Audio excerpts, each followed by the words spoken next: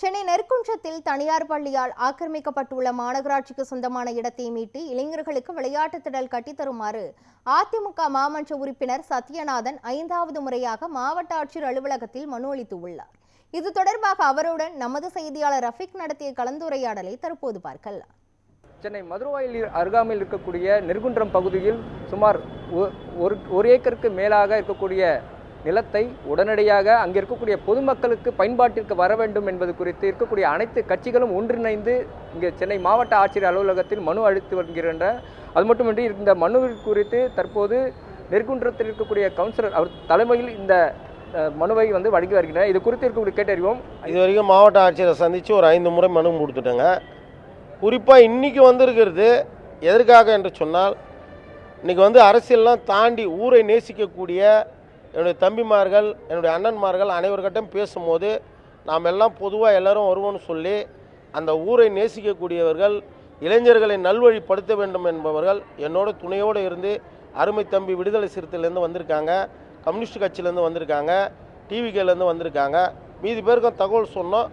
அது சில பேர் வரல. அது குறித்து நம்ம இங்கே விரிவாகவும் பேசவும் விரும்பலை. ஊரை நேசிக்கக்கூடியவர்கள் அந்த மக்களுக்கு நன்மை நடக்க வேண்டும் என்ற ஒரே நோக்கத்தோடு வந்திருக்காங்க. இப்போ என்ன முடிவு எடுத்திருக்கிறோன்னு சொன்னால், இந்த முறையும் மனு கொடுத்துட்டு எந்த நடவடிக்கையும் இல்லை என்று சொன்னால் அனைத்து கட்சி சார்பாக இல்லை ஊர் பொதுமக்கள் சார்பாக நாங்களே நீதிமன்றத்துக்கு சென்று பொதுநல வழக்கு மூலியமாக அந்த அரசு நிலத்தை மீட்பதற்கு நிச்சயமாக நாங்கள் போராடுவோம் என்பதை தங்களுக்கு இப்போது தெரிவித்துக் கொள்கிறேன். இந்த இடம் 2021 இந்த பிரச்சனை இருக்குது. ரெண்டாவது பார்த்தீங்கன்னா எங்கள் ஏரியாவில் விளையாட்டு திடல் இல்லை. நிறைய விளையாடுறதுக்கு இடமே பல வருஷமாக கிடையாது. ஆனால் இந்த இடத்தை 2021 எடுத்து எங்கள் பயன்பாட்டுக்கு தரேன்னு சொல்லியிருந்தாங்க.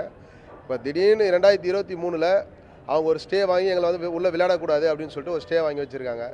அண்ணன்கிட்ட சொல்லி இதுவரையிலும் நாங்கள் அண்ணனும் ஒரு 5-6 முறை மனு கொடுத்துருக்காரு, பண்ணித்தரேன்னு சொல்லியிருக்காரு.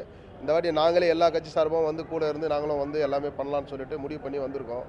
இந்த வாட்டி இது இவங்களும் முடிவு எடுக்கலைன்னா அடுத்த வாட்டி நாங்கள் எல்லா கட்சி சார்பாகவும் நின்று போராட்டத்தை நடத்தி மக்கள் சார்பாக போராட்டம் நடத்தி இதை நாங்களே மீட்டுக்கொள்ளலான்ற முடிவோடு இருக்கோம். 2021 ஆண்டு முதல் இந்த பிரச்சனை அரசின் கவனத்திற்கு தொடர்ச்சியாக அனைத்து கட்சியின் சார்பிலும் மற்றும் பொதுமக்கள் சார்பிலும் தொடர்ச்சியாக போராட்டத்தின் மூலமாகவும் மனுக்கள் மூலமாக அதிகாரிகளை சந்தித்து மனுக்கள் என்பது அனைத்து கட்சி சார்பாக வழங்கப்பட்டு வருகிறது. ஏற்கனவே 2023 ஆண்டு மாவட்ட ஆட்சியர் அன்றைய இருந்த மாவட்ட ஆட்சியர் சீதா அம்மையார் அவர்கள் அந்த இடத்தை மீட்டு பெயர் பலகையை வைத்திருக்கிறார்கள். ஆனாலும் கூட இந்த தனியார் நிறுவனம் என்பது ஒரு இடைக்கால வழக்கை தொடுத்து இடைக்கால உத்தரவை பெற்று அந்த இடத்தை மீண்டும் ஆக்கிரமித்து வைத்துள்ளார்கள். அந்த இடத்தை உடனடியாக மீட்டு இதர மக்கள் பயன்படுத்தக்கூடிய இது அமைச்சு தர வேண்டும் என்று எங்களுடைய கட்சியின் சார்பில் கேட்டுக்கிறோம். கடைசி கட்டமாக நீதிமன்றத்தை நாடுவதை தவிர வேறு வழி இல்லை என்பதுதான் இருக்கக்கூடிய பிரதான கோரிக்கை முடித்து வருகின்றன என்பது தெரிவிக்கப்பட்டு வருகிறது. நியூஸ் 7 தமிழ் செய்திகளுக்காக ஒளிப்பதிவாளர் சந்திரனுடன் செய்தியாளர் ரஃபிக்.